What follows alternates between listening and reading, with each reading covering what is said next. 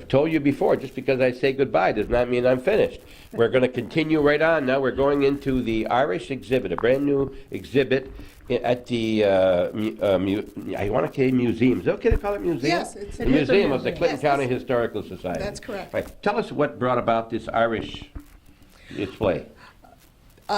Robert Fitzgerald of Rouse's Point was one of the strong proponents of this exhibit early on, before I came on board here, as a matter of fact. The organization committed to creating an exhibit in 1996, and so when I came on board in January, I was told, this is what we need to do this year. And I said, fine, sounds interesting, let's go for it. And Bob has been a wonderful source of contacts and information. So it's been a very good partnership, and I want to make sure that he gets credit for that. We worked very hard to try to let people know that if they would be willing to contribute some of their family history, we would be happy to use part of that in some fashion to tell the story of Irish immigration into Clinton County.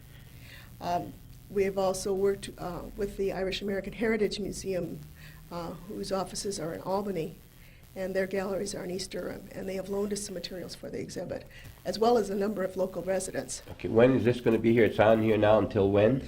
Until April 30th of 1997. Okay. While we're here, let's just mention a little bit about Bob Fitzgerald.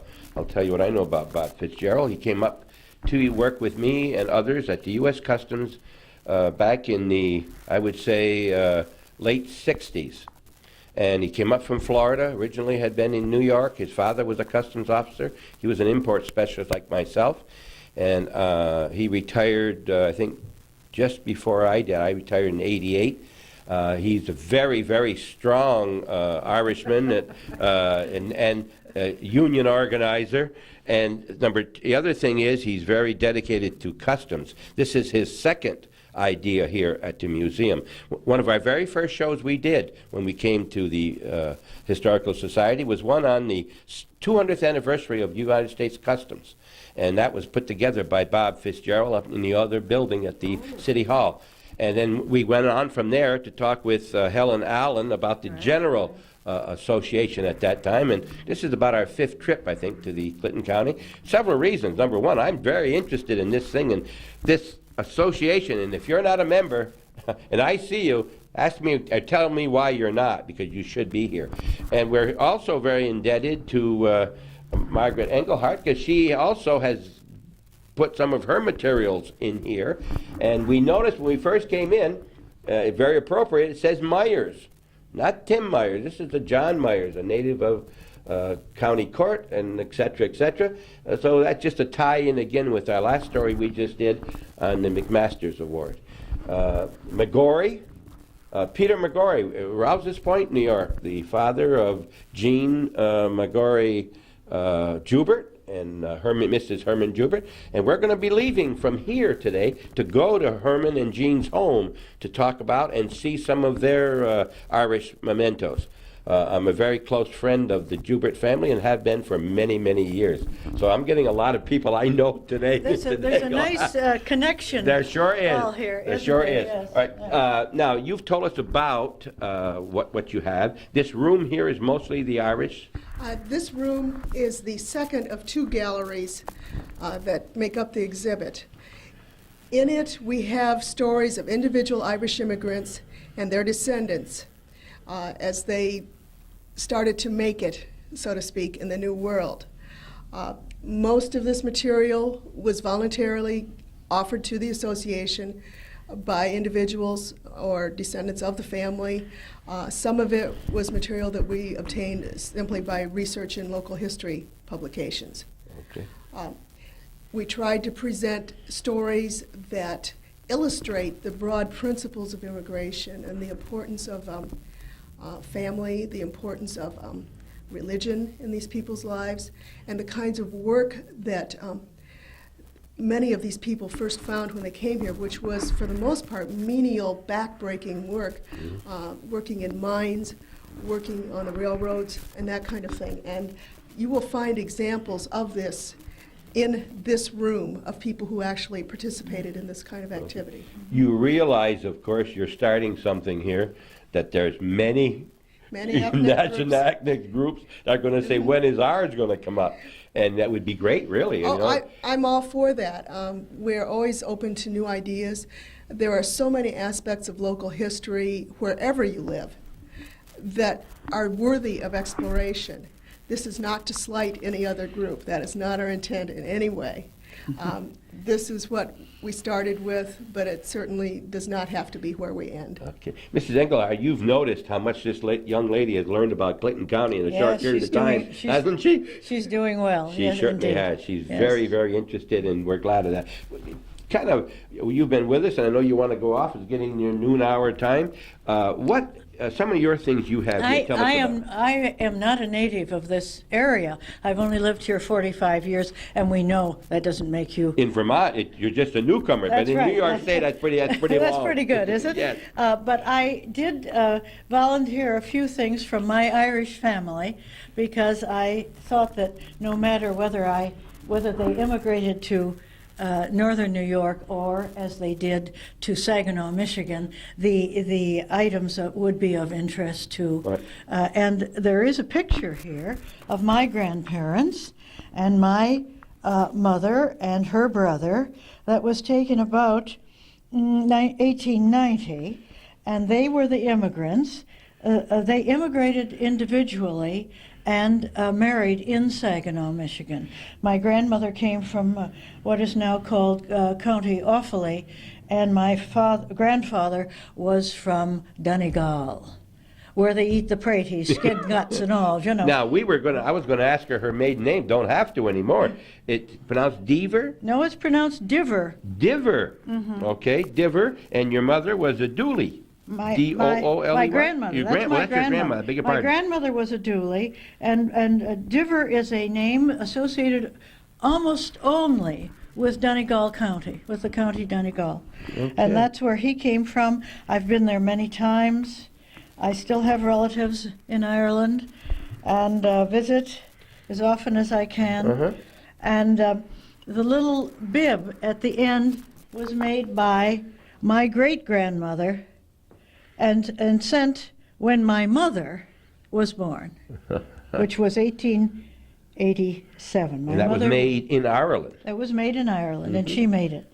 And then these are a couple little items of a scarf and some mittens that my own grandmother made for her daughter. The beautiful christening dress comes from another family. Yes, that is from the Powers family, and that is part of our museum collections. Okay. Something I ran across doing artifact searches, and it is just a lovely, lovely Sure piece. is.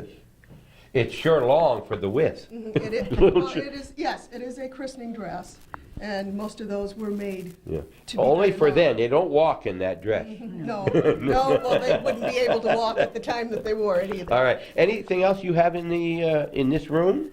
No, This is all right? This is what I've done. Okay.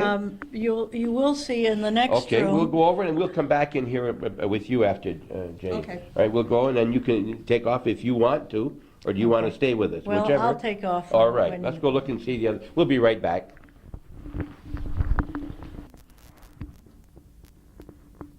We moved into the other room of the exhibit, and there's a book here very prominently displayed with the name, text by Margaret Engelhardt, Plattsburgh, Tundra Books of Northern New York. What's the story on this? This is a book written for children about immigration, about not just the facts of immigration, but the emotional content of immigration. No one immigrated with ease, and most of the people who immigrated were poor, in the 19th century especially, and even today these things are true. And I realized, having been in many book fairs in Europe, people would come to me and say, what we need is a children's book on immigration. So I finally started to do it. And May Cutler of Tundra Books was most agreeable to the idea. And this is the book Mhm. that was finally published.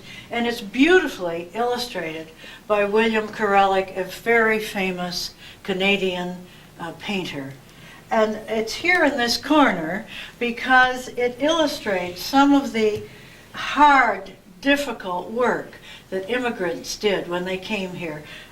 In these two pictures, railroads and lumbering, and that was the story of many lives.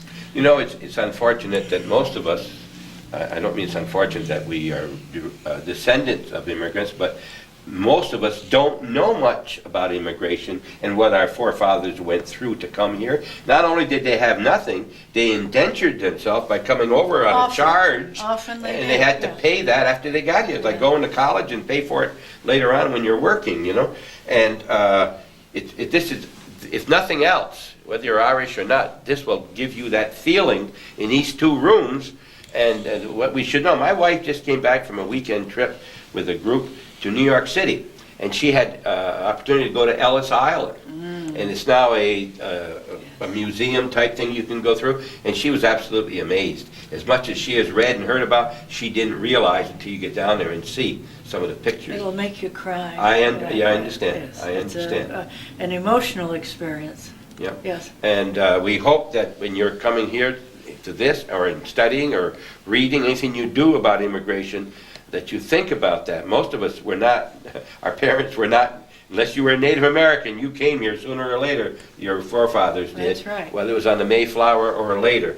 All right, so that this has been distributed, this is available? Oh, yes, it's still in print. Can that be- where It's in can a it be- paper, it's in paper as well as in hardback. Mhm. And Tundra Books no longer exists, but it was bought by McClellan and Stewart of Toronto, and they keep the book in print. Okay. And so that would be one way. I don't know that any local bookstore has it on hand. Because Margaret Englehart's involved, maybe you ought to have that right here in your library here where you can purchase, or your store. Think about that. Again, thank you very, very much You're for talking very with us. welcome. I've enjoyed it. Have you? Well, Yes? good. It's always Yes? nice to hear that you Uh-huh. enjoyed it. And it was Okay. a pleasure meeting you again, or seeing you again. I've met you, but not really in conversation. We haven't like had that. this much We haven't fun. had this much fun before. And again, my heartiest congratulations, and I don't have a good word here, for taking this family back then and raising. That is something that you can't do any more for humanity than Well, what it you did. had large pleasures. I'm sure. Yes. I'm sure. And the Yocums must be very happy up there looking down at you and your husband. Thank you. You're welcome. Mrs. Engelhardt has left us, and now Jane and I will continue with the exhibit. And you start right off with some credits here. Yes, we're so pleased at the community response to our request for information and that kind of thing. Of course, we did receive monetary support from a number of organizations. They're right up here? Yes, Conroy and Conroy Contractors, Bill McBride Chevrolet, Robert Fitzgerald, F.W. Myers and Company, and we do receive operating support from the New York State Council on the Arts. Okay. And a number of people also lent objects for exhibition. And Randy Beach, the Beekman Town Central School, Margaret Engelhardt, as we already know, Robert Fitzgerald, the Irish American Heritage Museum, the Village of Rouse's Point, Don O'Boyle, or the historian. and Phyllis Wells. And also, we had quite a list of people who offered information and assistance as we did the research for the exhibit. Dr. Vincent Carey from SUNY, Teresa Conroy, Philip Fitzpatrick, Mason and Joan Forrence, Amy Godine, Carl Gagne, Robert Haley, Arthur Handley, Herman and Jean Joubert, John and Nancy Leckie, Eileen Magali, St. John the Baptist Church, and we had wonderful help from our volunteers and staff here in preparing the exhibit. Okay, very good. Credit where credit is due. Hometown Cable, make sure you know that. Okay, so you go right around. Nothing is crowded. And that is intentional. Yeah, absolutely. We want people to feel that they can get the story in a leisurely fashion. Um, We have some lovely samplers that were loaned to us. In fact, this is the cover of our new antiquarian. Okay, well, I don't think I've seen it yet, huh? Yes, that, we used that Right. because we did prepare an article for the antiquarian on Irish immigration to coincide with the exhibit.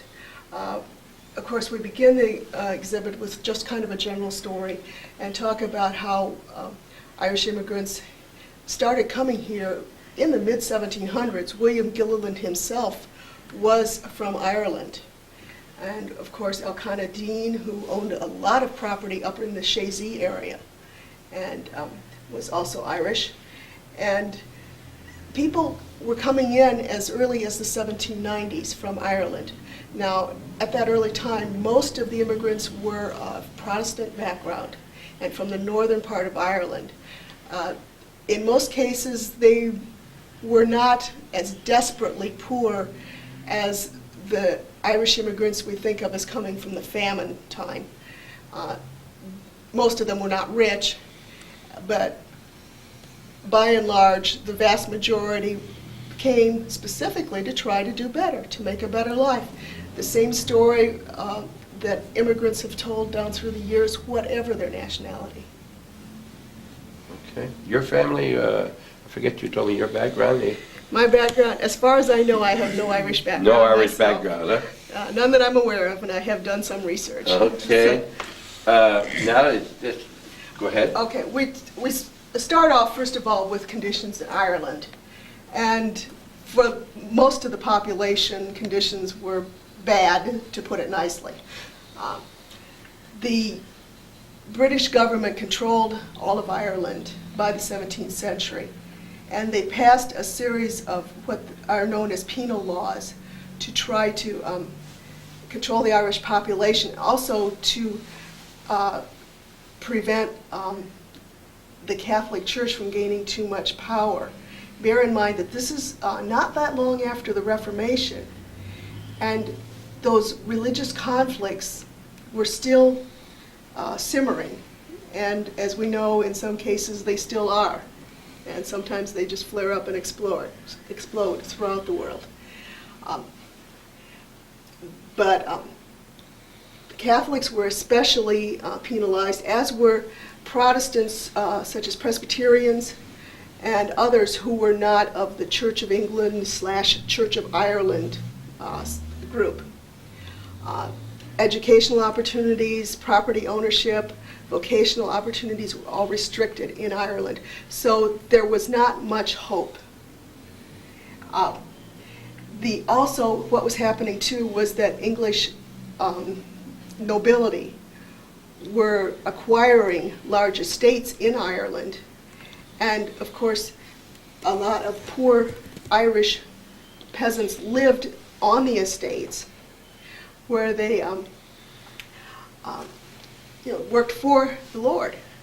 Now, he could control his land in any way he saw fit, and it was much more economically advantageous to him to simply throw the peasants off the land and make it all grazing land, which was what happened.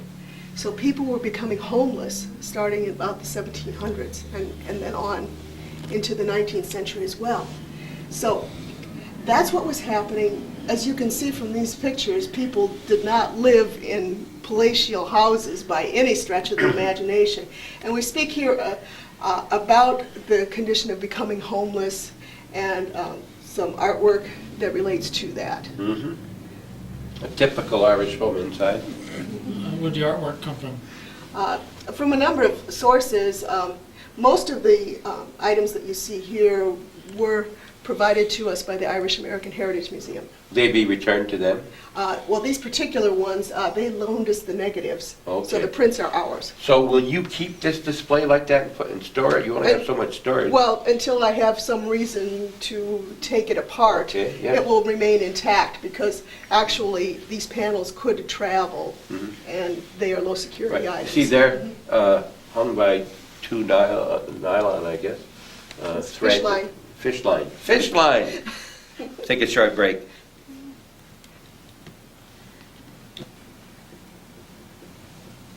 looking at a bigger sampler. One thing about samplers, many of these were made by younger people. Very young. In this case, the young lady who made this sampler was 12 years old at the time. 1827, you're talking 170 years ago. And it's a beautiful piece of work. It's just lovely. It's also interesting to see what happens when you don't quite plan it exactly correctly. You see the word same kind of runs up it goes into up the next there, line. But still, it's And beautifully here, stitched. same with took, see, T-O-O-K, of me. Although my age is, it is but small, twice 6, and that's all. That's how we can date it, because we know when Yep. this woman was born. Yep. All right, let's do this bowl. Okay, this particular item was loaned to us for the exhibit. The last family member of the Healy family who owned this was Sister Patricia Dunphy of Plattsburgh, who passed away some years ago. She gave it to a local resident who offered it for the exhibit. Family tradition tells us that it was brought to this country by the family. And as you can see, this is not a pristine piece of china. And it is not the super high-class type of china. It's a common, ordinary household piece of work. But the beauty of, and that's the beauty of it. These were not rich people. And we can see that, but we can also see the years of use. There are chips. One of the handles is broken. That's Right. okay, because Right. it shows how the family Right. used it. You know, my wife and I don't agree on this. I'll often, something will get chipped like that, and, or I'll pick up a piece somewhere, not worth anything, but I'll say, that's nice. Well, she said, there's no handle on it. I don't want that. I said, well, you turn it and put that one toward the wall. No one will ever know. But she says, no, but it doesn't make any difference if there's a handle missing. Well, from our standpoint, see, we're looking at the history of it. If I were looking for pristine pieces, that would be a different story. Yes. But we are, and that actually becomes part of the value of many of the artifacts we have here, is the fact that they were used and didn't just sit up on the shelf.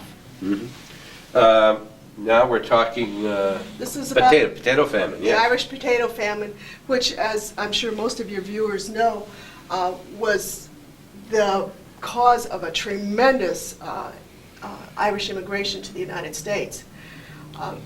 The research I've done on this famine it's terribly emotional, and even for someone who's not Irish, it is almost difficult to speak about it sometimes because things were so bad. The evictions were continuing. People were getting desperately poor. They literally had nothing to eat. The saddest part about it was that their wheat and other crops were being grown and cattle were being raised in Ireland, but almost all of that was exported while people were starving. And so it's a terribly sad story. These people had literally no hope. It was either die or immigrate. 1847, Black 47, when the worst year of the famine, Ireland's starving people were left with two undesirable: immigration or death. At least a million died, and over 1.5 million immigrated. Within the past year, I saw a very good video on one of the PBS stations about the potato famine, and I remember making a copy of it. Did you happen to see that one? I think I did. I didn't realize when I heard the potato famine, I just thought the potatoes failed and they had a cash crop. How little I knew, as you say, nearly could cry. And this blight was such an insidious thing because the crop would look fine and then it sets in. Yep. You think you're going to have a good crop, and it's into the cycle of growth that it sets in and the crop is destroyed. Yeah. And almost overnight. And then the other thing you have to remember about the Irish is that they left there, 1.5 million immigrated here, and they were not fed by the people who had food. Wouldn't help them. The government didn't help them. They came here and they weren't treated very nicely over here either. No, the they were Irish not. were looked down upon for a long time. There are political cartoons or popular cartoons, I don't know if you call them political exactly, from the era that show both the Irishmen and Black Americans as being nothing better than animals. And it's really painful to look at that today. Yeah. It's What- difficult, but we have to remember that this is a part of our past. We hope we learn from it. Yes, and they've done very well since. All right, we'll move along to another panel here, how the immigrants travel by ship. Yes, this is from Margaret Englehart's book, by the way. Okay. And it's just a very nice graphic that shows routes taken by immigrants from in various parts of Europe. Most Irish immigrants came from Liverpool in England. They would take a short hop across the Irish Sea and pick up a ship headed for North America from England.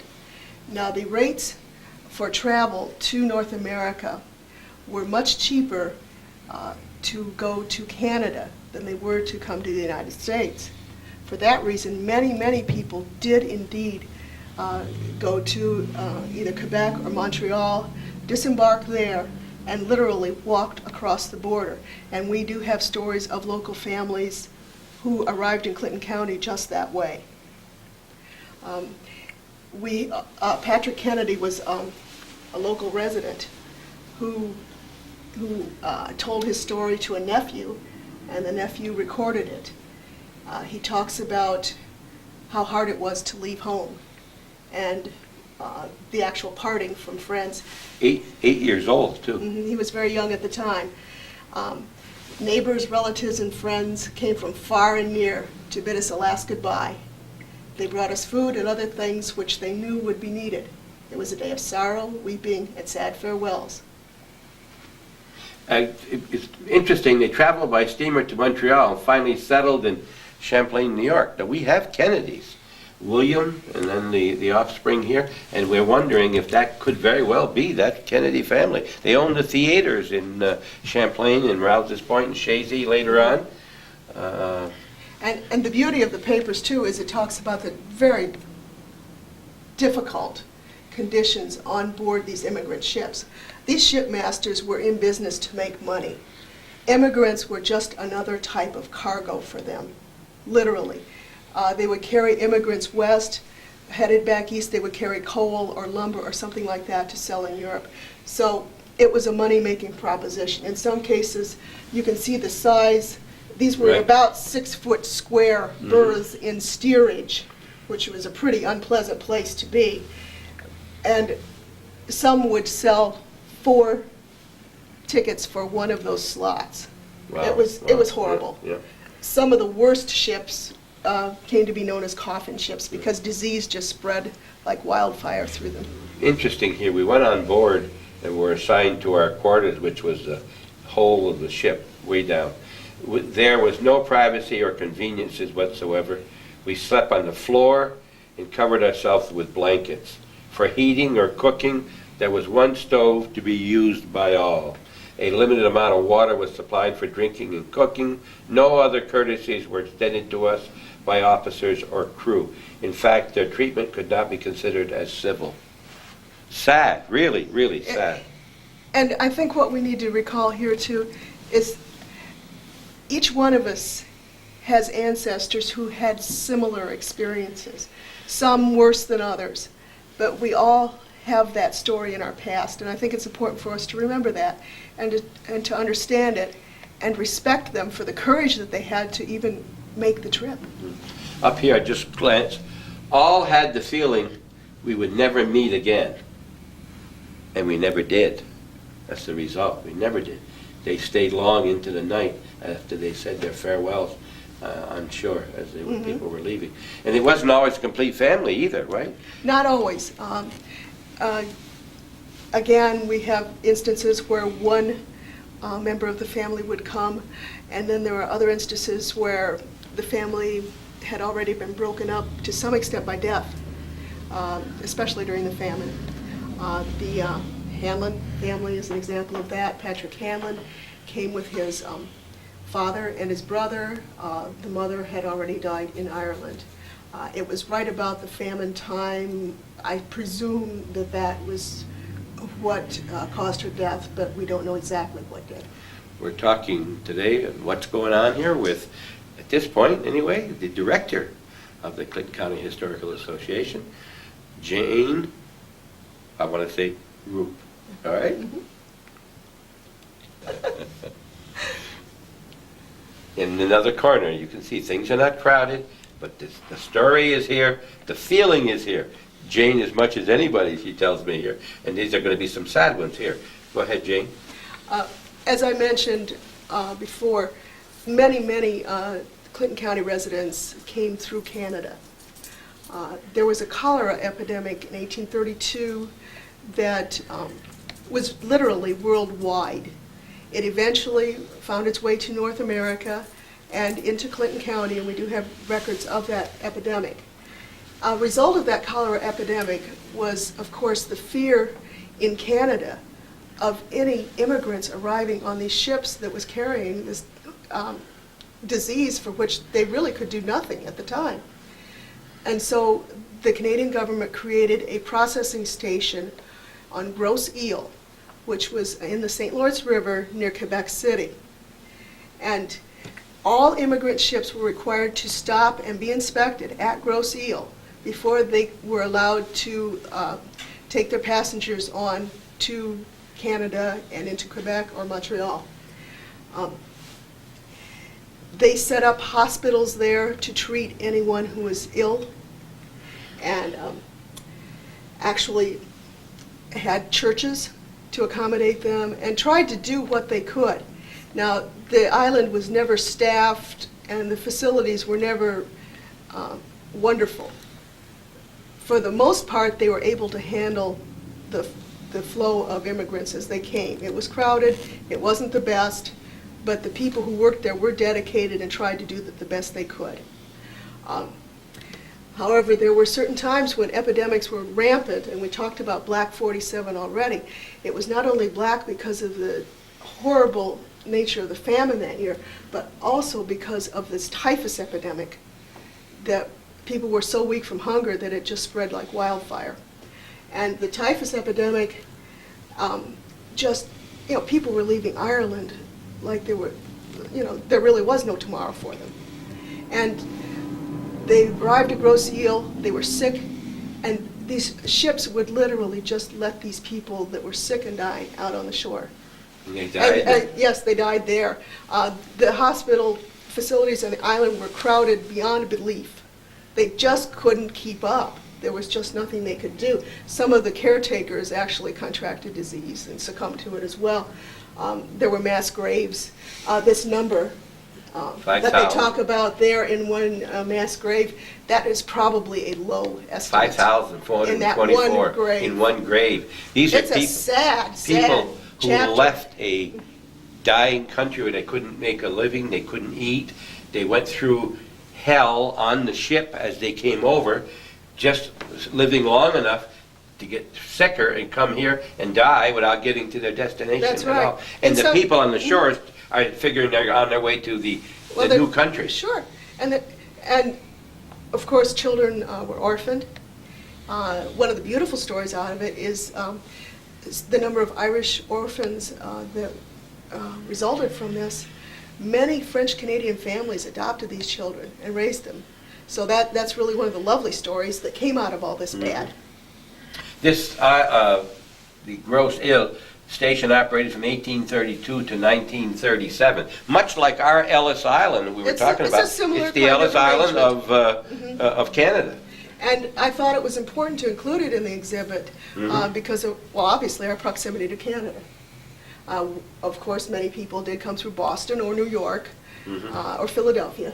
So those ports of call are important too. But this makes Clinton County a little bit unique to, as if we were having the exhibit in some other location in the country. All right, so now, of course, we're talking, I guess, churches here, religion now, right? Yes, I mentioned that early on the majority of Irish immigrants, even in this area, were Presbyterian or Protestant, other Protestant denominations. But as most of us know, many of the Irish are and were Roman Catholic and very devout Roman Catholics. And this speaks to the importance of the Roman Catholic faith in the life of Irish immigrants. And this also is a standard component of immigrant life, whatever the nationality, is the importance of their religious faith that they brought with them.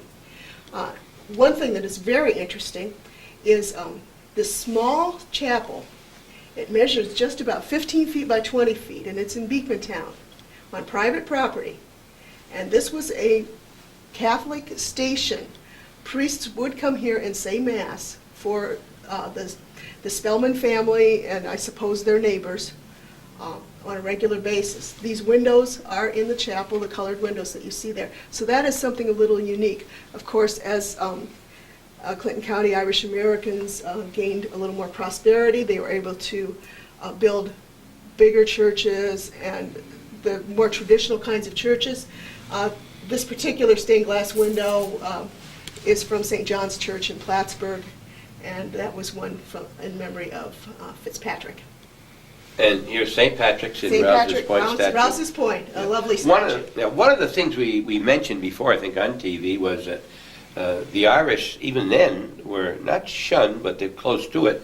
And at least in Keysville and Plattsburgh, the French built one church and the Irish had their own church. St. John's, St. Peter's was the French. In Keysville, a little community, you have two churches. One was Irish, the other one was And French. there was a lot of conflict, and we speak to that in the next panel. Okay. Well, before we go to the next panel, what do we have here? This is a coverlet from our collections. It is a beautifully woven thing, homespun, hand-woven coverlet. It was donated to us many years ago, at least 40, by the member of the Ray family, the R-E-A, Ray family of Beekmantown. If you remember when we talked with Addie Shields, and she was talking about the Ray Brook in That's Beekmantown. the It's family. not the Ray, R-A-Y, that you know of over near Saranac Lake. It was, and she pointed out it was the R-E-A family and the Ray Brook that crosses under 22. That is the family. Yeah, and probably was very violent here 3 weeks ago when they had the big flood. I dare say. I'm sure that brook overflowed its bank like all the others. We're going to move along. We're at the Clayton County Historical Association, and are we having a good time? I hope you are too. I am. I've learned after looking at 4 panels or 5 that each one has a theme. That's exactly That's right. what you wanted. And we tried to move them, of course, chronologically, so that And it's I- a very logical flow. And aren't you glad people recognize that there's a theme? Yes. Okay, We worked hard at that. Okay, this is telling us what now? This speaks about what it was like once people arrived here. Now, we've already been in this corner of the room talking with Mrs. Engelhardt about Right. the kind of labor that many immigrants obtain once they arrived. Other issues that we try to speak to, at least to acknowledge that it existed, were of course prejudice against Irish, which you've already spoken about. A rather sad note in that regard is that in Plattsburgh, for about 2 years, there was a newspaper printed by adherents of what we know now as the Know Nothing Party, which is very anti-immigrant and very anti-Catholic. And that also is very difficult to read. But we do have to recognize that there was that prejudice. To the community's credit, that paper did not last long. It soon was sold and became an organ of the Republican Party, which had just been formed, and of course was taking a very strong anti-slavery stand in those days. We talked too about the work that people found, and also there was a significant amount of conflict with French-Canadian immigrants early on. In the mines and other areas, several communities, as you mentioned, had 2 Catholic churches. One was the French church and one was the Irish church. And those issues were important, and it took a while to get past that. And to some extent, though, we still see the division although there's not the discord that once The existed. division isn't because of the Irish and the and French. It's just, I think of the division now as the community. But- That end of town goes there, this end of town Well, I goes here. think too, my family always attended Yes, this church, and exactly. this is why I go But I don't now. think it's a I don't- Irish, I think that's gone. I don't think that's that gone. is, other than the fact that Right. probably mainly French families predominate at one church just because they've always been there. Mhm. I really think that's what it is these It's days. interesting as I look at this, talking about the Irish settlement in the town of Scholar Falls. If you remember, you people who are from the northern tier, and you all probably had a chance to see the story we did with Clyde Rabideau, the father of the, or I should say, his son is the mayor. He said he's not the father, his son's the mayor, of the mayor of the city of Plattsburgh. And he lived on the Irish Settlement Road. And I said, do you know why it's called the Irish Settlement Road? And he said, not really, but there must have been a lot of Irish up here. Well, there's the answer. They were. There was an Irish settlement right there in Scholar Falls, and the road to there was known as the Irish Settlement Road. Makes sense now, Clyde. And anybody in Plattsburgh who may have seen, this may be shown in Plattsburgh too, by the way, and I know some of you have seen the show we did on Clyde Rabideau here in the city. It was shown on Falcon, and that's the answer to that question. There is always an answer, isn't there? Sometimes it's hard to find, Yes, but it it's is. there. And when you're not looking, too. The Irish Settlement Cemetery in Scholar Falls, established 1828. So if you Nice. think all the Irish came over here in the 1860s, you're wrong. That's right. You had a cemetery by Long before that. Long before that. Mhm. Here, immigrants often use their earnings to pay relatives' passage to America. Press Republican, 1870. That is this ad right here. Obviously, and it was a running ad, as I looked through the newspapers, for a couple of months ahead and following that. It was in there regularly, so that obviously there was a reason for that. Mm-hmm. Somebody was sending money home to bring someone else here. Yep. And later, the Koreans were doing that, South Koreans were Sure, doing yes. that, and others Oh, sure. going without here. Irish laborers, you mentioned that already, competed with French Canadian for menial back-breaking jobs that provided. As a result, they clashed. There's no question they clashed. In the late 19th century, Irish and French Canadians lived apart in the J.J. Rogers Iron Company community of Black Brook, the paper company. If you remember when we talked at the $1 Million Dam, they had different settlements up there with the workers. They had several different, the Italians, they had the Irish, and they used to have fights amongst themselves very much because that's why countries fight. They're jealous of not getting enough money. And here, because they were taking someone's job. You hear now, they say, look, if the people who are getting some welfare would get out and work, we would like it better. But the guy who's working said, if he gets out and work, he's going to take my job and I'm going to be unemployed. And that is the fear, and that was the fear Of course. of the Know Nothing Party too. There were economic concerns as well, Mhm. as new immigrants were coming in. Okay, and here are some of the mills that, Yes, that is a reproduction of drawings of the J.J. Rogers operations. Black Brook as well as Sable Sable Forks. J.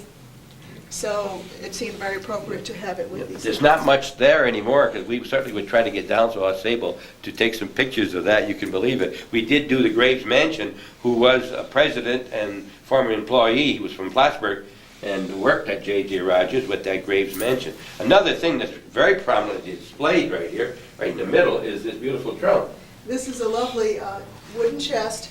Oh, that was I said trunk. And we can think of it as that.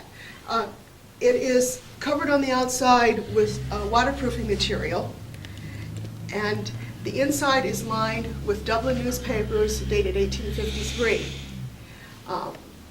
When we look at the lid, we can see the holes where it was screwed shut, and I think you almost have to go onto the other Uh-huh. side to do that. Okay. But there are two holes where the trunk was screwed So shut. they put all their possessions in this. And would bring it over. And probably not available to This them. belonged to the Shaughnessy family in Altona. Okay, I would assume that when that was put on the ship, they couldn't touch it while they were coming over. They didn't have room hardly for themselves. No, Okay. not realistically. These were the holes she's talking about where you screwed it shut.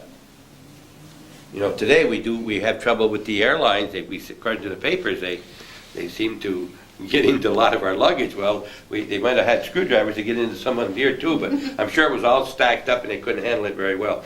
This Shaughnessy family is from Altona. Yes, the Shaughnessy family arrived sometime in the 1850s, and they did settle on a farm in Altona.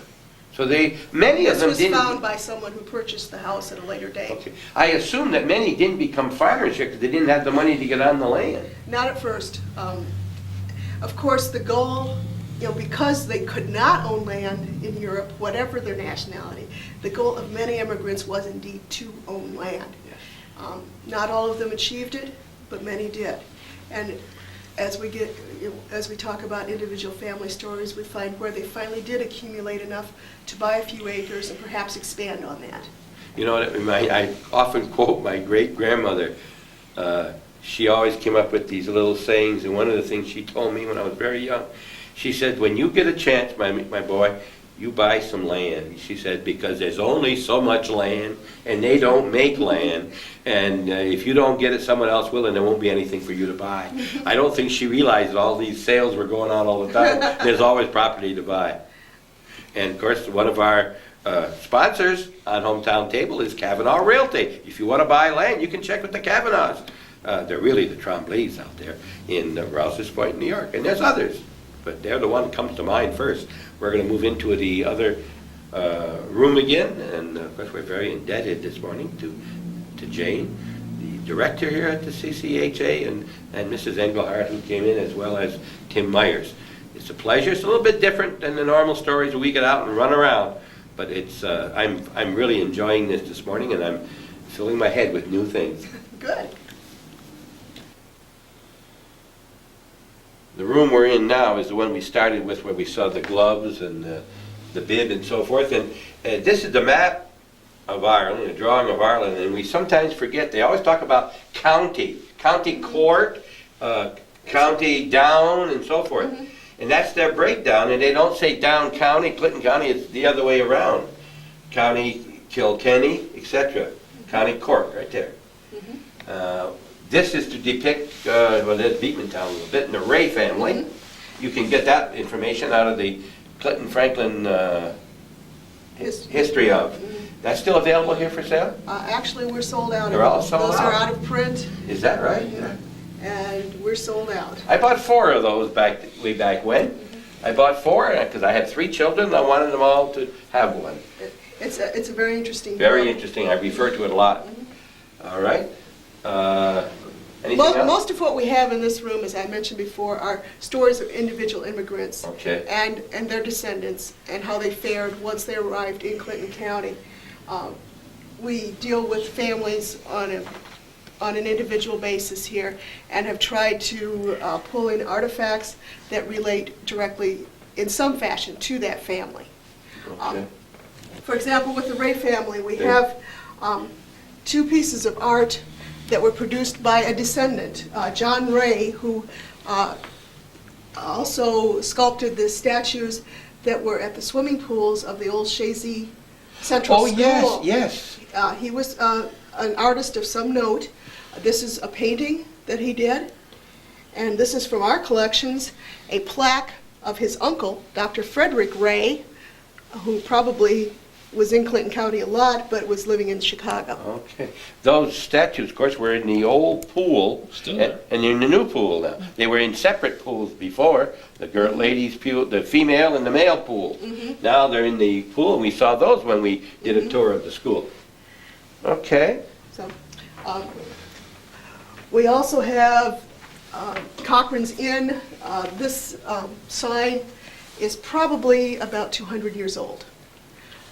We don't know a lot about it other than it existed. The S is Silas Cochran, who did indeed operate a inn or tavern, as they were commonly called, in Peru at the end of the 18th century. You can see that it is the primitive style of art again, Yep. and Didn't ran have out enough. of space at the end of the Yeah. line, but really that is part of the interesting factor. The thing I want you to realize is not only 12-year-olds who do samplers that don't play in very well. See that? Here's another thing that wasn't playing very well. They put a nail in from the side and it didn't quite go in straight, see? But it's all part of what this is, part of the frame here missing. Yes. That's very old, very, very interesting. We talked about this before when we were talking here some time ago. This also is very interesting right here. We have a couple of stories here. One is of the Fitzpatrick family, whose descendants, Philip Fitzpatrick, helped us with that information. Of course, James Fitzpatrick was another descendant who was a state assemblyman and an attorney who actually had his offices in this building. And the interesting thing about the Fitzpatrick family was, according to family tradition, the original immigrant arrived with gold in his pockets, which was unusual. Apparently enough to get by, but he is the one that first blazed the path out to the settlement at Schuyler Falls that we spoke about just a few minutes ago. The Haley family is a family that worked for many years on the D&H Railroad. In fact, the original immigrant and his son, who was also an immigrant, actually helped construct portions of the railroad bridge here in Plattsburgh. So this is a family that's had a long history of working on the railroad and, 40 and 50-year careers actually working there. You can read these things yourself, but talking about Honora Welch, 1826-1914, traveled alone from Ireland to Canada in 1840. For 5 years, she earned $1 a month working in the fields, the house, and the barn of a Canadian farmer. That was a Canadian dollar, too. And that was a Canadian dollar. Very good. Now, I saw out front Robert Haley mentioned, and this is Haley. This is his ancestor. All right, Robert Haley also worked at Customs at one time. I don't know if it's the same Robert Haley or not. This is a Robert Haley who lives just a couple of blocks away here in Plattsburgh. I'm not sure now. But one of the other things, this is part of that was from his family? No, that's simply one of the many canes, shillelagh, if you will, Okay. from our collection. We really don't know much about it, but it certainly has the look of Sure your does. Irish shillelagh. Yeah. If Calvin will turn while we're this far away, St. Patrick's Drum and Bugle Corps, of course, must have come from Donald Boyle. I've seen that in the hallway outside of the historian's office. And there's a little story behind this, and if I can quote it right, I believe this sign was obtained somewhere along the way by Sonny Spiegel from Transporter. And he found it either in the building that he bought or along the way somewhere, and he gave it to Don to have it. Of course, the St. Patrick's, I think, was the church there in Rouse's Point. And she's very, very proud of that. And it's nice that she can put it down And the here. bugle is one from the group. Yes, yes. If the sign didn't come from there, then the bugle did. One of those two Well, came yes. from... Dawn told me about obtaining the bugle. Apparently, there were several that were offered at auction, Uh-huh. and she was able to obtain one for the village. Very good. Something's in a case under glass, got to be important. We can't touch it. What's this about, Jane? These are a couple of artifacts, again, from our collections. Because mining was such an important part of many, many immigrants' lives, including Irish immigrants, we do have a lamp that would have been attached to miner's headgear, and probably not a very safe way to operate, but you needed the light in the mine. Before batteries. Definitely. Before the ones they had. While we're here and while we talked about the Fitzpatricks over there, I'd be very remiss if I didn't mention them. I don't remember if you said this there, but this building is owned by the Fitzpatrick, and they made a very, very generous, Absolutely. if not a donation, it's so close to it, we call that, of the use of this building by the Historical Association, and we should be very, very indebted to them. Oh, we are. We're so grateful for their support and for their family's interest in our organization. It's ongoing, and I can't say enough about that. It has given us a very nice home. Absolutely. And lovely galleries where we can help all of Clinton County to better understand their history. It came just the right time because they were being pressured to get out of Yes. they wanted the space in the City Hall, and this building became available as far as the Fitzpatricks are That's concerned. right. And what a generous thing on their part. Absolutely. We're so grateful. Very much. And we also, I'm going to forget the name now, but this once was the home and the funeral home of Blix. Rudy Blix. And his son, and I've lost the name completely. Dave Blitz on Ridge Road in Champlain was raised here. And they put this part of the building, by the way, that we're standing in, was an addition put on by Rudy Blix, who was a great businessman. I'll tell you, I met him when I used to travel, and he could tell you his records very, very well. Still living, too. And if he was from Ireland, he'd be Fitzblix. Jane says she doesn't know that, but I'm going to take a stab here that we think that the Fitzpatrick and Fitzgerald and Fitz, different names, probably is a prefix, much like LaFontaine or O'Connor or McSweeney, a son of, or, of the I'm family. sure it has a meaning like that. I don't want to say for sure No. that that's what it means, but I know that that is one of the standard prefixes Right. of Irish surnames. Very much so. Okay, this man doesn't have one, but he was just as important. Name is Patrick Hanlon. Yes, we spoke about him briefly earlier. His granddaughter, Eileen Magali, provided the photo of him. Nice picture. It is. It's a wonderful picture. And I spoke with her at length about his life and also the Magali family.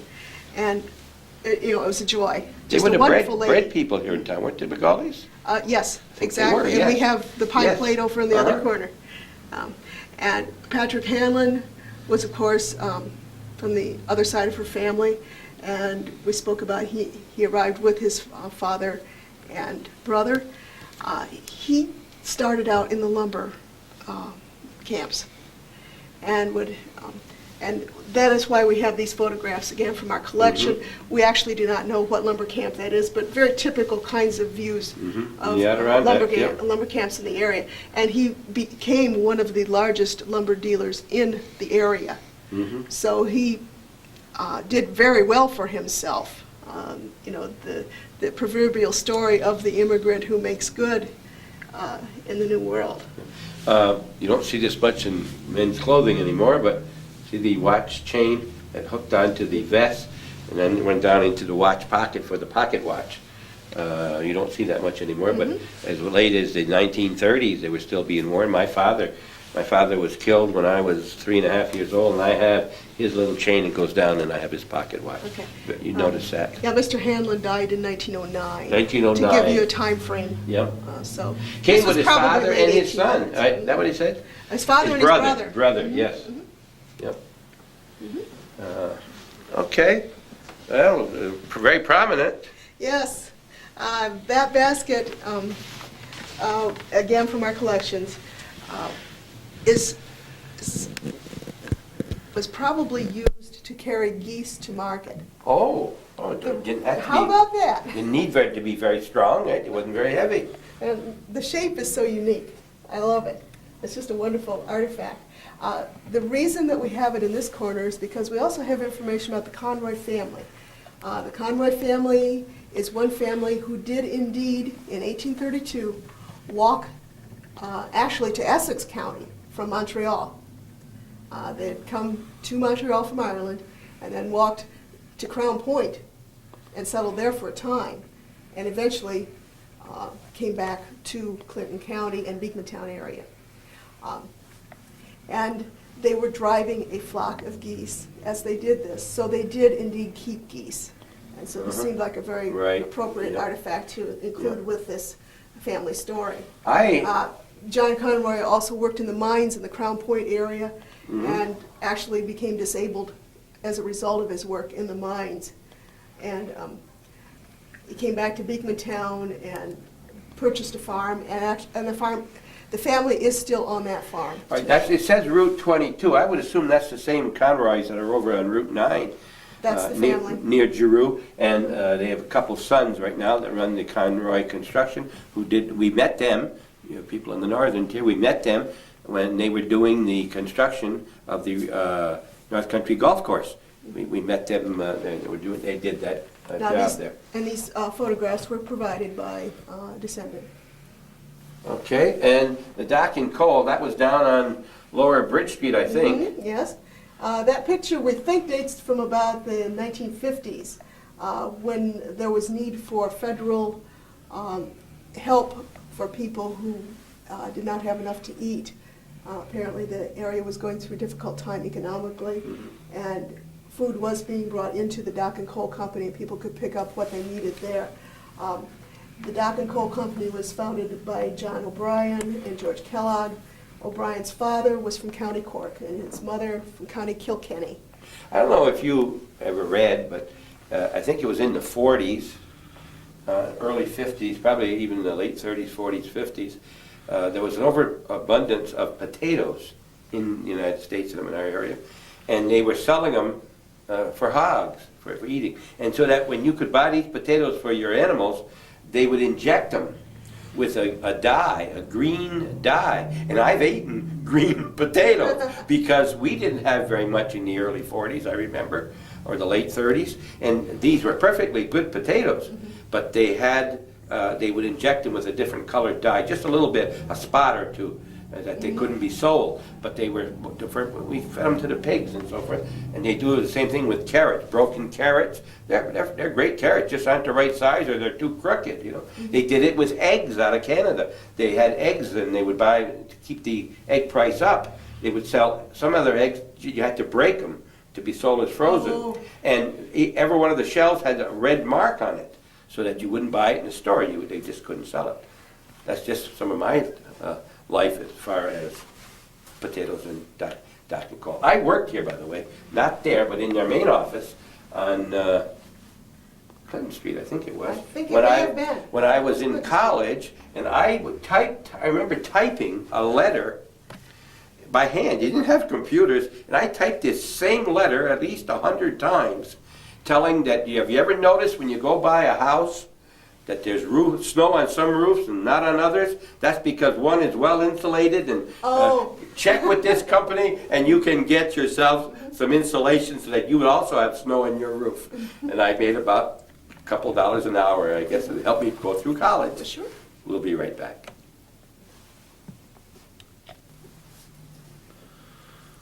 There's a few things I recognize in here, and I had nothing to do with this display, but this is very, very interesting. I was recently talking about the Shazy House with Marie Gannett, the historian in Shazy, and I asked her where it was located, because I only had a picture from the front that she had. This brick house right here is the house just south of the Evergreen Bank in Shazy. The Shazy Bank is right here. This is the brick house with they had a English telephone booth out front, and right in that open space right here, when the road goes down, is where the Shazy House, our hotel, was located then. And this is the regular Shazy River right underneath, the little Shazy. Jane, come back. Now this was donated, at least a loan to you by Teresa Conroy, who was a Collins. Yes, she was a Collins, and she provided the information on the Conroy family as well. Marie, you better check with her about getting a copy of that picture, because I don't remember that particular one in your museum. And Now, the Collins family bought the Shazy House. It had been operating from about 1814, I believe, and they bought it in 1897 and held it until 1930. And these are the two, John and Rose Collins, who operated the hotel at that time. I'm lost for her first name, but I think her brother was one of the legislators from Shazy at one time, replaced later by Sue Castine, I believe. Michael? Michael, that's it, Michael, I think, because he's right from that area and very active. There's the Magalis. Yes, we had spoken earlier. Yes. You mentioned the Magali Bakery. Yeah. And we do have a pie plate from Magali's Bakery, Yeah. which was in Plattsburgh, that was operated by John Magali, who also became mayor of Plattsburgh in the late 1920s. If you're a baker, you could become a mayor, because the Bouillets did the same thing. He was, and there's also in Plattsburgh a street by the name of Magali Avenue. And we talk here about the Magali family. one of the main operations early on was the creamery business. And there were a lot of creameries. Michael McGauley ended up operating about 11 creameries in the northern and western part of Clinton County. This is Maple Grove Creamery, which was his name, and this is the one in Ellenburg. Okay, this creamery is the one behind the hardware store that we, at one time, we were up there during the floods, and we were asking what that building was on the south side of the river, and we thought that the creamery was here. That could not be the creamery across, but it was the old Sheffield, and then later the part of the Champlain creameries with the Dooleys. This is up, heading up to where the Agway used to be, up in the back, and then the railroad, I think, went in back of here.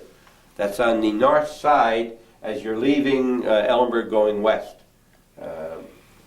I recognize this now. The other thing was the Union Hotel on Margaret Street, and I'm not exactly sure where that was, but I'm sure, I think it was right behind the St. John's Church area. I think that's where the Union I Hotel was. think it would have been. We had Miss McGauley, Eileen, who I spoke about earlier, and her niece and nephew in here just the other day. And they were mentioning the Union Hotel in relation to some other things they saw on exhibit here. The Witherell was on the other corner, I think. It's now, isn't that a great picture? Probably Isn't taken. that lovely? It's a lovely, lovely picture. That is one from our collections. We have an extensive collection of glass plate negatives that date back to the early part of this century from the Brush Studio. George Woodward was a photographer and took beautiful photographs. They're just lovely, and we have portraits and family portraits and things like this. And this is the McGauley family, 1908. 1908. The brothers and sisters is Yep. what this is. Okay, we come around. We're almost finished. Okay, now this John Hoffren was Hoffren. Okay. was a Catholic from Southern Ireland who married an Episcopalian of Scottish ancestry, but she was from Ireland as well. She was one of the Scots-Irish after he arrived in this country. So there's an example of a Protestant-Catholic marriage in the United States. Now, the information that we have here is, in the photographs, are of the younger John, their son John Hoffren, who did very well, was in merchandising and retailing, again, in Ellenburg, and eventually moved his operations into Plattsburgh. Right. This covers several places in our viewing area in the north. He settled in Shazy in the mid-30s, 1830s. At the age of 17, the younger found work as a clerk for L.F. Merrieux store in Shazy. Hoffren and his partner Napoleon Tremblay, and there's a lot of Tremblays there, opened a store in Shazy in 1865. 2 years later, he sold his interest in partnership with D.S. Kinsley, established a store in Ellenburg Center, which is here in the history of Clinton and Franklin County. He was involved in lumbering, shipping, farming, and the Star Creamery. He also held public office in Ellenburg Center. It's always nice when we can mention these people in regards to our viewing area. Very much. Now here again, the McGaurys. The McGaurys we will talk about more this afternoon. We're going to talk to his daughter, Jean, at their home, and son-in-law, Herman Joubert. And Myers, of course, here we mentioned before, when we were talking with Tim, in 1860, a formal partnership was formed in the name of F.W. Myers and Company. Firm was incorporated in 1925. Customs brokerage in Rouse's Point, one of the largest customs brokers in the United States. Main office in Rouse's Point, New York. Anything else that we There's should... one other thing I should Okay. mention, and it's what I started with early on, and that is William Let's take a Gilbert. short break and we'll come right back and we'll get set up again. Okay. Okay, we've moved around your showcase, and tell us about this now. Okay, perhaps we should have started our family stories with this one, because this is the earliest settler that we have represented in this room. William Gilliland, who I mentioned early on in our exhibit, and as many people know, was one of the great entrepreneurs and land speculators in this area, arrived from County Armagh, and I'm not sure if I'm pronouncing that right, forgive me if I'm not, during the French and Indian War, he was in the British Army. He worked in New York, married a New York girl, his employer's daughter, and eventually, through her dowry, was able to purchase land on the west shore of Lake Champlain. Now, as we all know, he founded Willsboro and Janesboro, which was Oh, yes, at the yes. Salmon River, and we're getting into Clinton County there. And what was the other one? Willsboro and Janesboro, Elizabethtown. Okay. And named them for friends and family. So he had a lot of, of that kind of thing. We have, of course, this is his waistcoat. And this was worn by him, as were the shoe buckles in the other These are the plane. shoe buckles there? Mhm. And the tiny portrait there is a miniature portrait of William Gilliland. That's on loan from the Plattsburgh Public Library. I mentioned one time, or maybe twice, when we talked about Willsboro, and the spelling of Willsboro back then was Willsborough.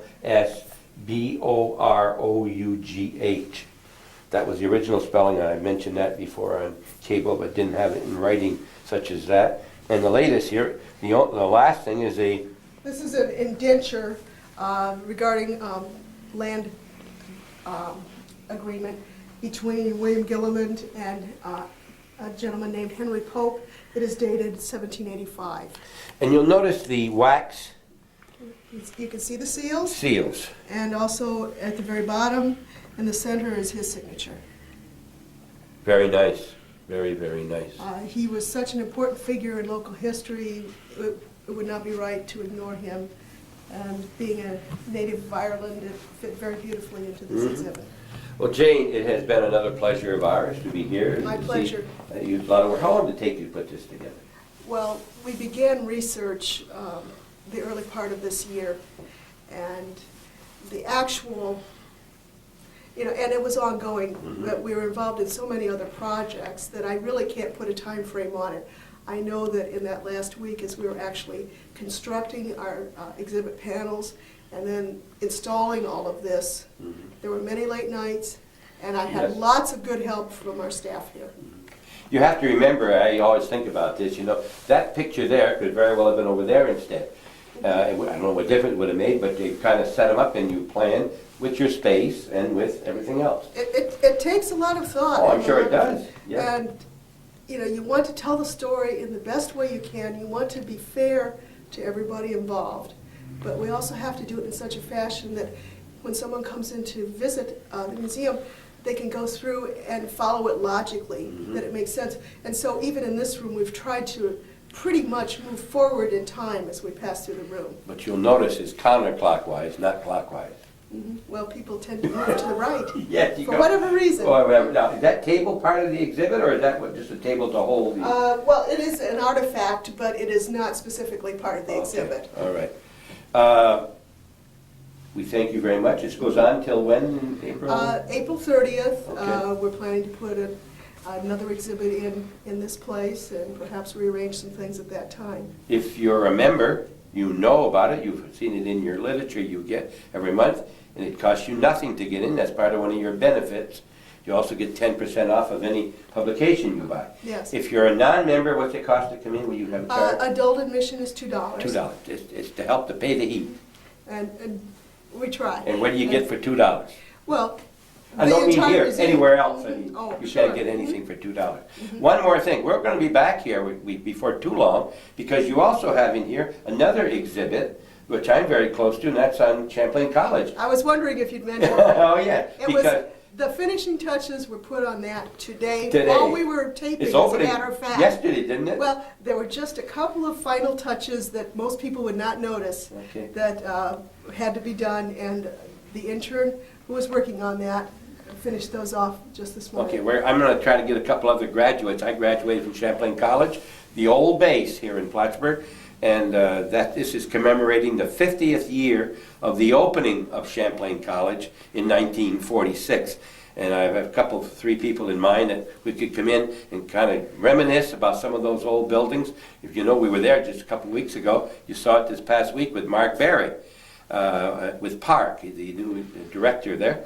And to me, it's still Champlain College, and before that, the 26th Infantry, always a part of Plattsburgh. Sure.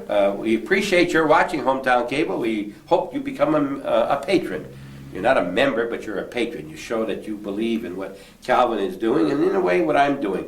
As I mentioned before, and I'll mention again, I don't want the Internal Revenue to wonder why I don't list it as an income. I'm a volunteer, and one of the best things I can see is when you show your appreciation to Calvin by giving me a check for him, $12, $15. You won't miss it. It'll be big when he puts it with the few others he gets.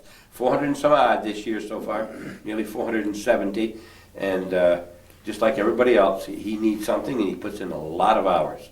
And we appreciate your comments, and we appreciate coming like this. I met another 2 people today. I knew Mrs. Engelhardt, but not as well, and I met Tim for the first time. Yes. That's my pay, meeting nice people. Well, that's part of my pay too. Good. And that was really one of the joys of preparing this exhibit, was meeting local people and experiencing their generosity and willingness to help. Give me So that was a joy. Can you remember these people when next time you see them, who they are, Jane? That's the problem. I at least remember the face. I do too, but you say, who, then you try to remember where you saw them. And for the most part, these people are ones that I spent enough time with that it's not a big issue.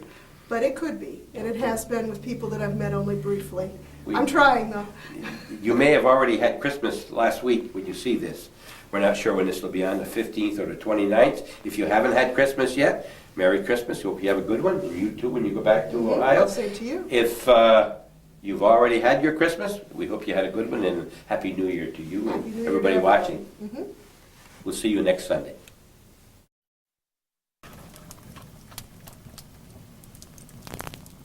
I did it again, you know. I said goodbye, and I told you everything when we left the Clinton County Historical Association, and here we are, continuing this story. I already told you we're going to be visiting Gene and Herman Jubert in Rouse's Point, New York. You saw the little story they had in there about Peter McGorry. Well, that, as we mentioned, was Gene's father. We're in the basement. You just saw the fire in their fireplace. And we're here to talk with Gene and Herman Jubert. And we're in their basement. And we're going to talk because they had a lot to do with Ireland. They went to Ireland. Mr. McGorry, Gene's aunt, 2 uncles, came over here from Ireland to visit, right? Okay, so that's where we are. And well, we're going to go on a little bit and let's see. Calvin can probably get a picture of your father over there, Gene. When did your father come to the... My father was 18 when he came here. He landed first in Canada. His dream was to come to the United States, but the quota was filled, and so he had to stay in Canada for a while. He worked up in the western part of Canada on farms and waited, until the quota opened up for him to come in. He was 18 years old. Do you know about what year that would be? Was it the 20s? It was in the 20s. In the He was 20s, born okay. in 1904. Okay, And so that's the picture. 1922. That's the picture he took just before he came over here. Okay. We were talking with Jane at the Historical Society, and she told us that a lot of the boats came over to Canada instead of United States because it was cheaper that route than it was coming directly if you didn't have as much money. Okay, so he came over and worked on a farm. And do you know when he came to the United States? He came, Herman, About 1922. about 20 4 years, I think, after he Okay. he landed in Canada. He was able to get into St. Paul. Did he Yeah, know so- your mom before he came from Ireland? Oh no. He went to St. Paul, and oddly enough, he boarded at a rooming house in St. Paul, and I'm sure everybody knows Jimmy Dumoulin. Oh, Jimmy Dumoulin, yes. It was his mother and father's home in St. Paul, Minnesota, and Jimmy was in all kinds of construction work and bridge work, and he was able to get my father jobs. And they went from St. Paul to Elizabeth, New Jersey. And from Elizabeth, New Jersey, they heard about work here at the Customs House. So this is how they Right. both came to Ross's Point and both dated the Dupra girls. Okay, now, and they were French. Dupra's The French. Dupras are. Okay, now, when your father, Jimmy, was in charge at the building on the 276, and that was about 1930, 31, in that area Right. when that happened. All right, now, right next to your father's picture, while we're there, is the clock. And tell us about that. Well, that clock was in the old homestead. My father's old homestead in Carrickeel, County of Donegal, and they wanted me to have the clock. So on one of our visits, we carried it home with us. So it would have been his father and mother's clock originally? His father bought it for his mother. Uh-huh. They were, I think, first married. Okay. I'm going to get over here, get over closer to the light. Here you can see the clock in the home in Ireland. And where were they from in Ireland?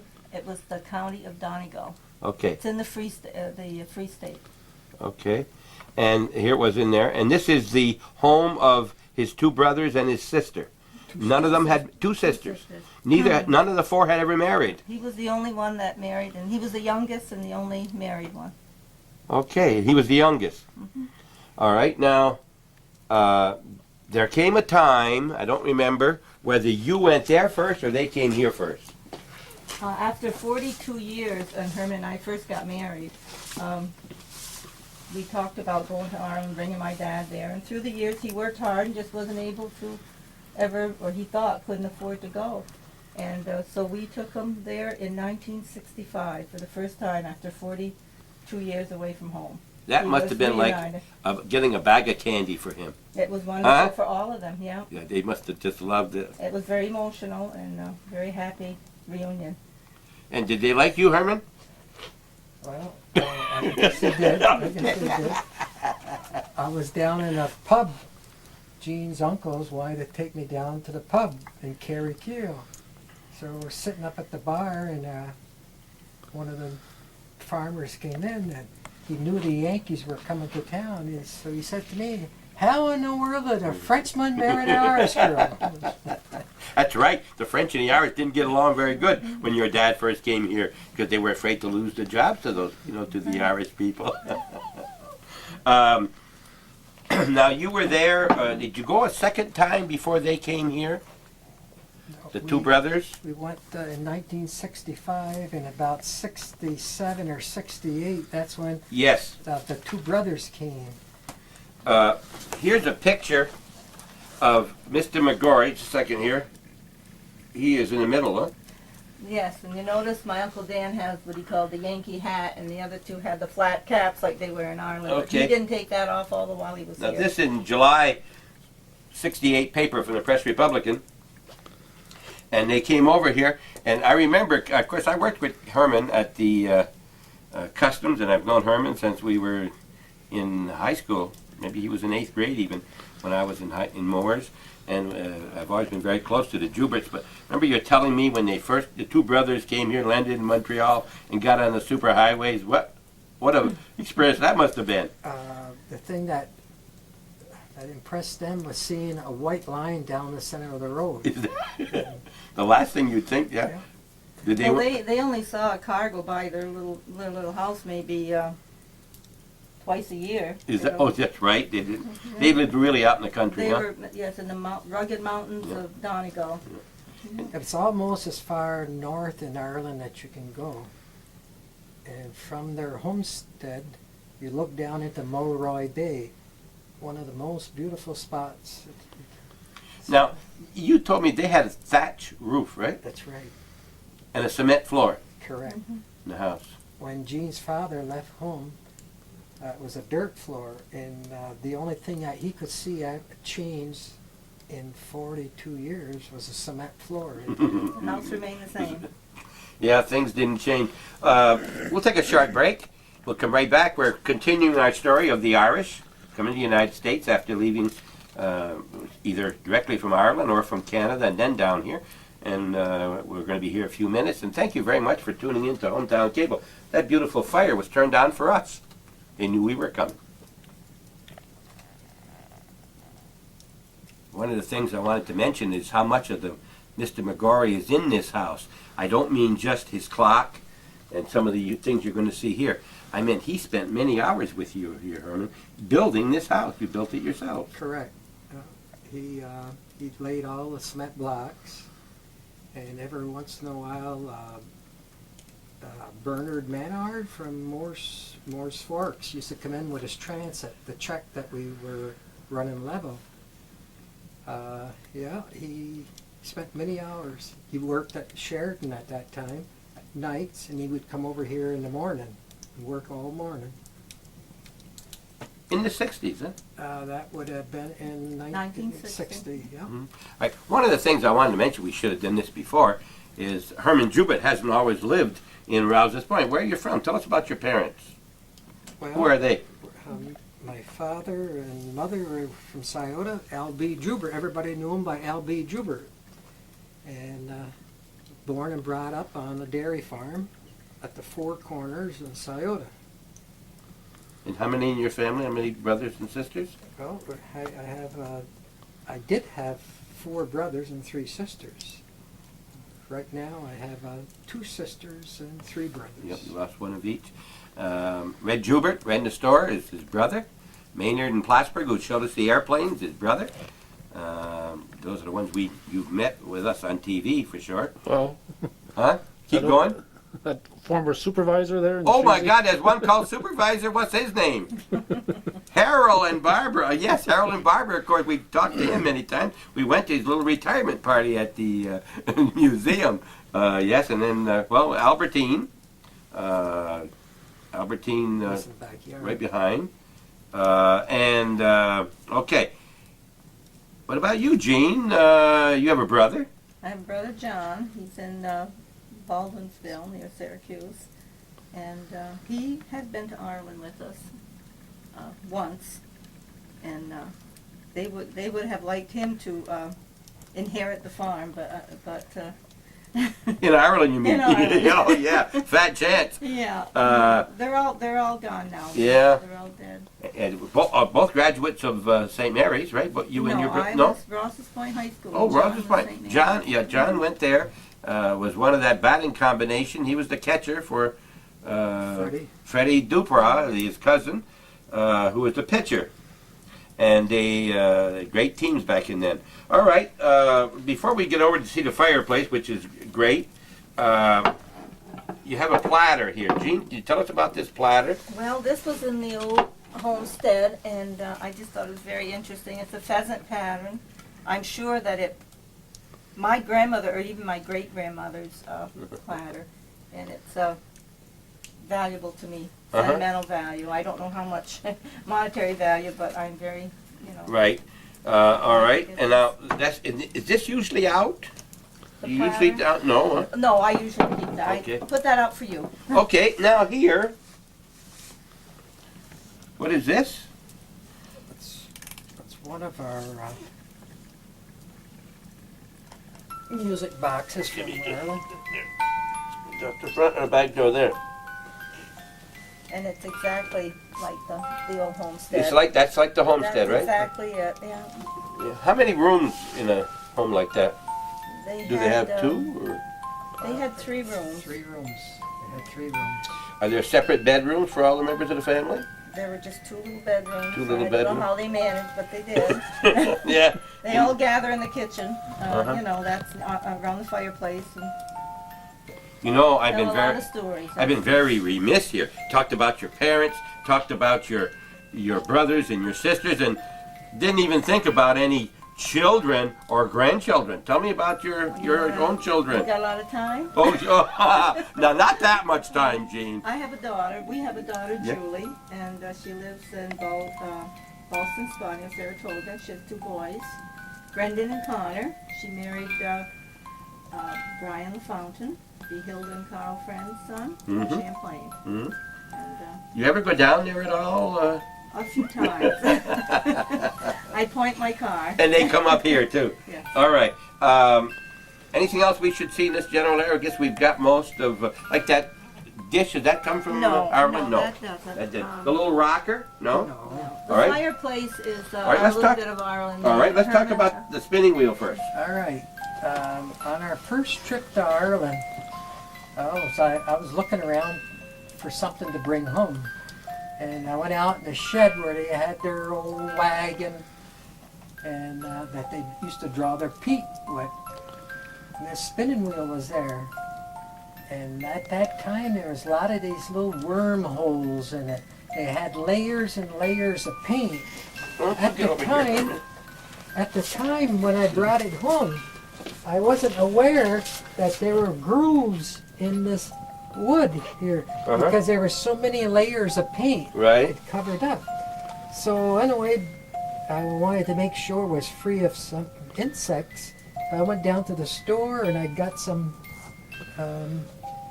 insect repellent, and I kept painting it for 3 days. Then I wrapped each piece in with paper. And so on the way home, when we got to the airport, they didn't want to take it. And I went to about 3 different shipping agencies. You mean the plane didn't want to take it? Oh, yes? No. They want, well, first of all, they wanted $47 for air freight. Gene's father wanted to throw it out on the side of the road. So we went to 2 other shipping agencies, and they said, break it down into a couple small boxes. So I did. But I carried the wheel on the plane. I was afraid that might Yes, get that's the one, broken. yes. So when I got home, I used paint remover, and that's when I became aware of these grooves. And inside here, through the years, to make the wheel run easier, they kept putting butter. Oh, yes. So that's how That actually turns in there, yes. Yeah. Yes, see, it's nearly square, and it turns in there. And you'll notice that there's carvings on here, too. Yeah. See, that's carvings and little ridges. And I'll say one thing for your fire, it's warm. So I am going to shed my coat, because it's warm here. So on our second trip to Ireland, I wanted Let me again. get out of the way of the light here. Go ahead. No, you stay here, Herman. I I'll stay wanted here to with bring you. back something else from Ireland. So I asked a neighbor, a lady by the name of Lizzie Logue. I said to her, do you know where I could buy a fireplace crane? She said, what in the world you want to do with a fireplace crane? I said, I want to put it on the front of my fireplace. She said, I think there's one on a stone wall in the back of the barn. Sure enough, I went Thrown out. Yeah, they had thrown it away because they had bought a cooking stove. It got modernized, and so I went out. So I couldn't bring this on the plane altogether, so I went down to a garage, and they cut the rivets off, and so I wrapped that up into a cardboard box, and I carried it right on the plane. It's a great centerpiece, isn't it?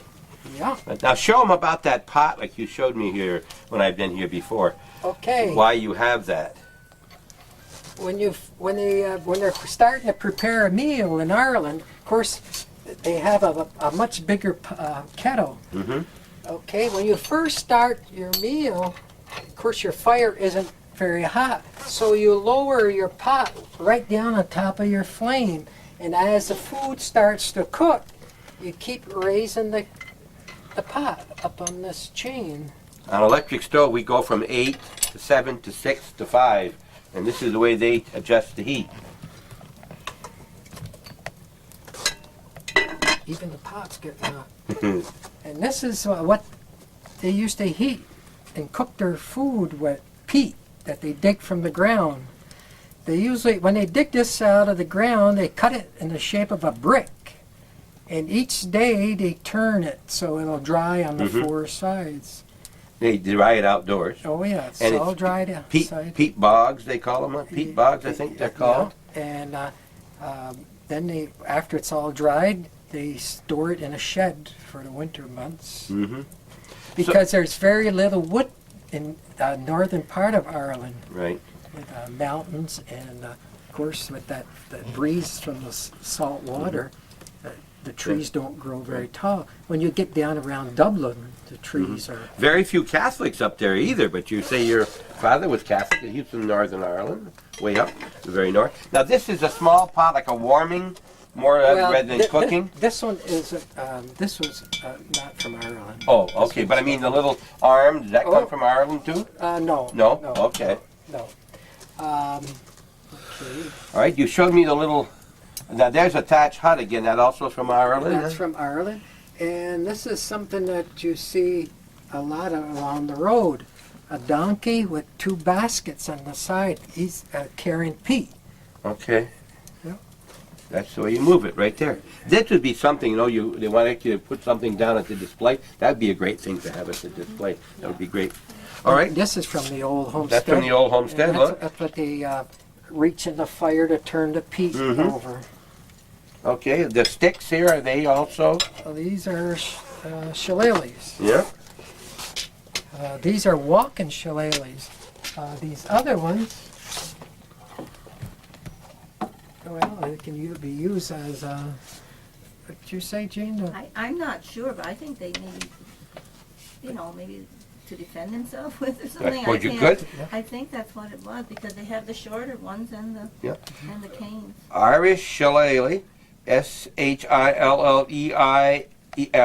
wait a minute, Shillelagh from Kerrykeel, Kerrykeel is the name. Kerrykeel. Okay. Carrie Keel is on the, right on Mulroy Bay. And from her, in Carrie Keel, Jean had a cousin, Kathleen and Francie Frio. They owned a little store. In the store, they had the telephone office, the old type telephone where you had to keep putting in these plugs. And that was also a post office, and that was also where the people would go every week to get their pension checks. Well, where their store was located was maybe about, let's say, 100 yards from the police station. And the first time we went over, they were telling us, I guess in 19 years, the police department had only made 1 arrest. That's a real plush job. Now, you couldn't call them. How would you? They had no phone. Not the homestead, No, no. there's no phone No, there. we used to call Francie Frio. Okay, and they knew ahead of time when you were going to call or something, did they? Well, we never talked to them on it. They'd get messages to them, Okay. Yeah. When the last time we went over, it wasn't a pleasant trip.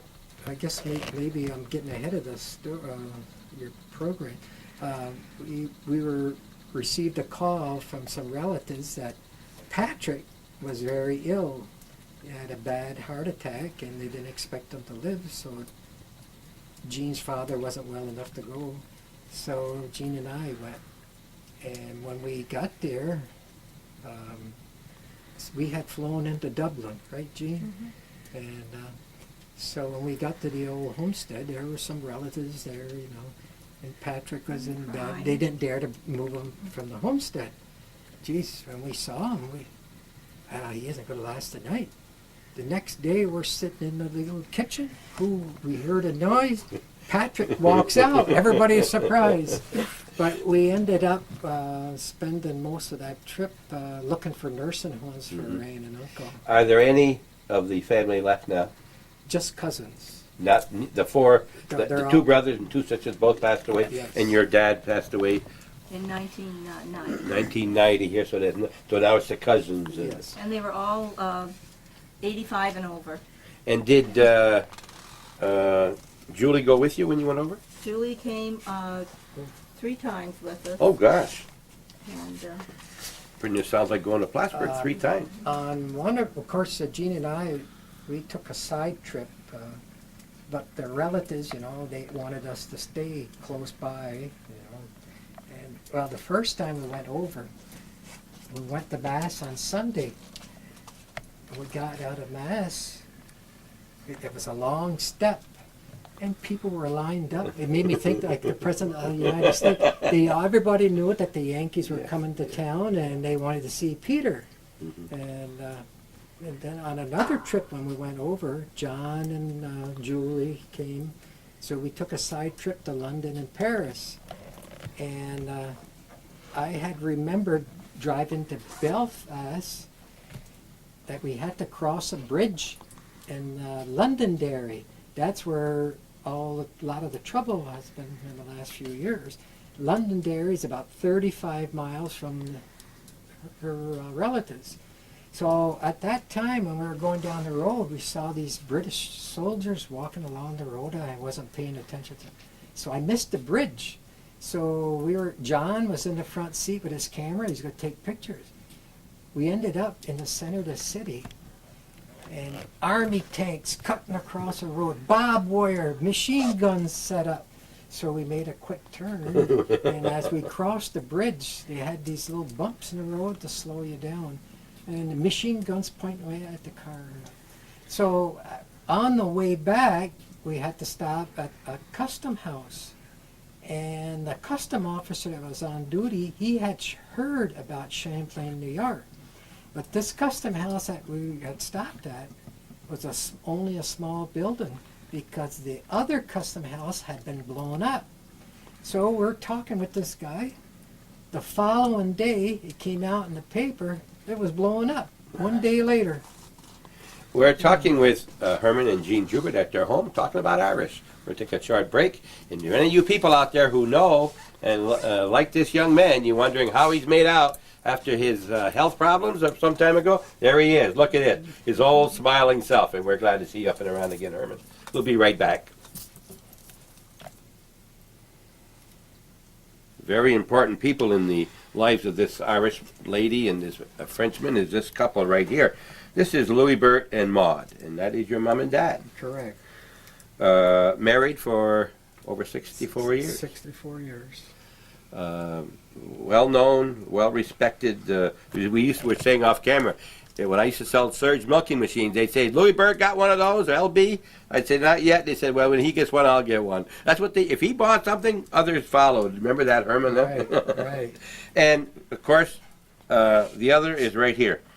This is a picture of Jean's dad, Mr. McGorry, and your grandson. My oldest grandson. And this is just a short time before he passed away, you said? 1 month. 1 month He died. before. That was January. He died in February.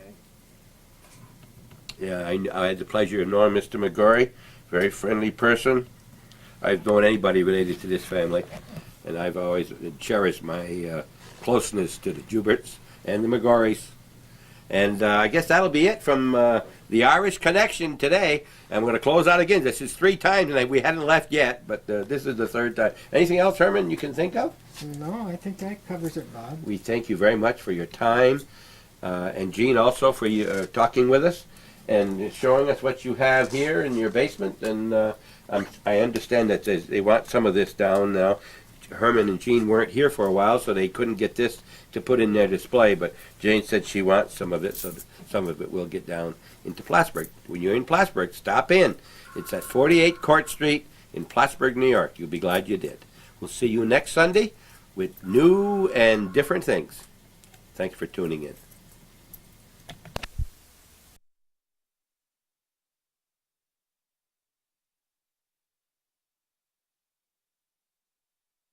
Bushel is 1 1/4 U.S. bushel.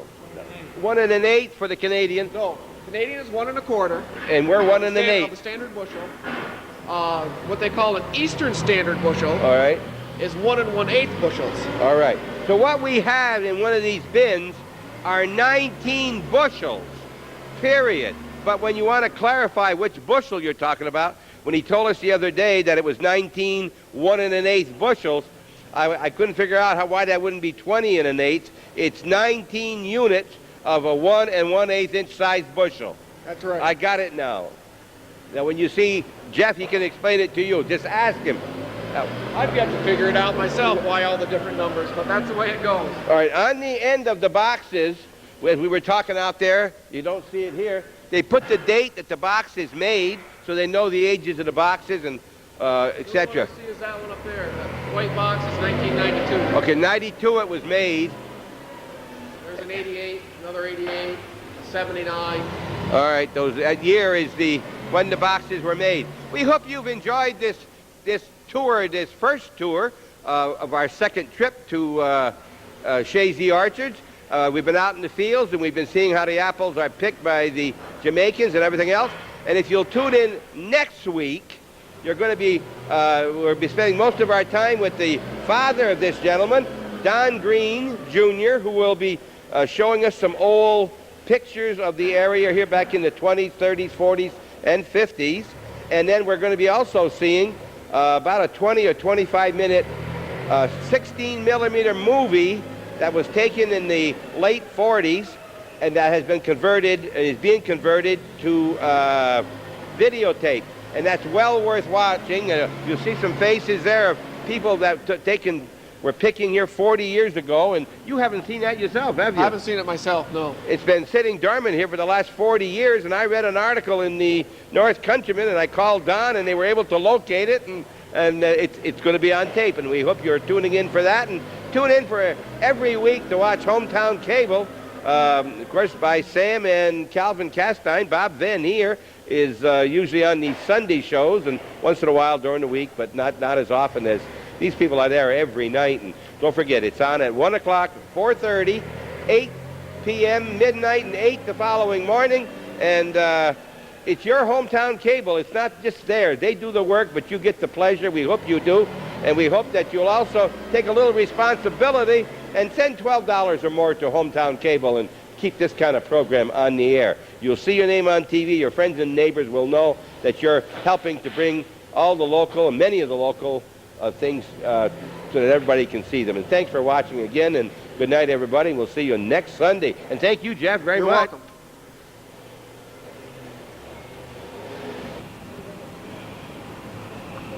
Vultures. Hello, everybody, and welcome to Hometown Cable. Our program's called What's Going On here on every Sunday. I'm Bob Venn with the mic, the Calvin Castine there with the camera about 99% of the time we do this show. And we're in the back of the buildings at Shazy Orchard with Jeff Green. And Jeff's not going to be in this one much, but I want him at least to say hello to us. We're going to be talking to his father and showing us pictures of the old orchard, the old buildings, the building over there where the cafe is today, the old Hislop ice cream that you now use for That's our maintenance facilities. And you'll be seeing this building. You'll find out how these various additions were made to the original building, which was built in the 1920s, I guess, originally. 1937. The first building. The main structure is 1937. Then we had the additions on it, you'll see. And we'll also see a 16 millimeter film that was made by a man by the name of Parkhurst, who was a minister. And stay tuned, please. It's going to be about 2 hours, so you'll have enough. Get something to eat and sit down and get an apple. He's got an apple, always carries an apple. Thanks for watching Hometown Cable. Tell them where we're going to start. We're going to start, first of all, just south of here where the lime kiln used to be. Who's there now? The Capco. Capco. We're going to be seeing that. This land over here, by the way, you see where there's no trees, all those trees? That's because that land don't belong to Shazy Orchard, correct? Or there'd be apple trees there. No, that's my boundary is basically where you see that woods. Okay. Right. And we'll be seeing overhead shots from here down to the lake and some various pictures. You're going to see where the railroad went across and where the offices of the lime kiln was on Route 9 here. And just some good old pictures shown by a good old man by the name of Don Green. 3 months younger than I am. So he calls me Mr. Venn, Jeff. No, you're both pretty, well, never mind. Never mind. Be careful. Stay